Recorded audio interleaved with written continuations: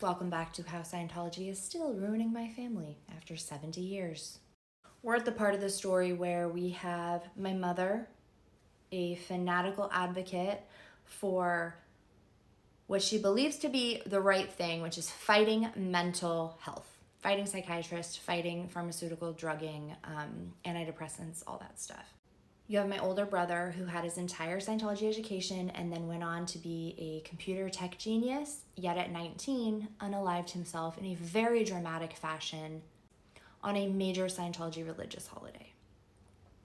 My mom was heavily attacked at this time, mostly from critics online, I would say. That how can you advocate for no mental health services in the world? How can you advocate for Scientology having all the mental health answers when your own son unalives himself? I mean, that's rough. That's rough. They scrubbed my mom from all the internet, all of the publications, like she was out.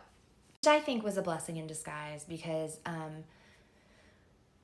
it's hard to grieve. It's hard to process and grieve when you're in the heart, the belly of the beast, which is a cult, or in this case, Scientology.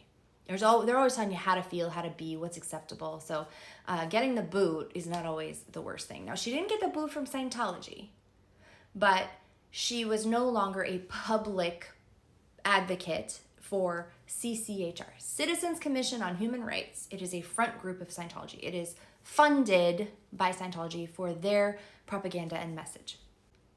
Now, flash forward. I grew up. I was like, what the fuck happened to my family? This is crazy. I started getting into early childhood education, psychology, and child development. Now, I also am smart. I graduated high school. I didn't graduate from the Scientology boarding school. I got kicked out. But again, I told you I'm smart. I ended up getting my diploma through this kind of dodgy way when I was 14 years old. And then I started community college at 15. I worked my way up, and it took me 8 years, but I did get my 4-year degree in child and family studies with a specialization in early childhood education. And thank God I did, because I think that experience and wealth of knowledge is why I didn't raise my children in Scientology, which is why I was able to stop the cycle in this generational cult family. Don't get me wrong, there are others left in it, but at least I was able to stop the cycle for mine.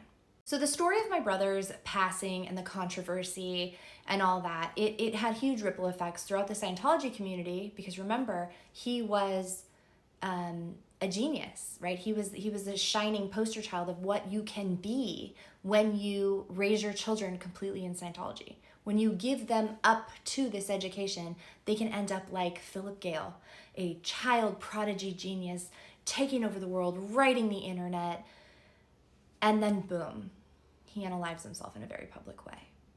And that changed everything. As you can imagine, for me, I was 14 at the time?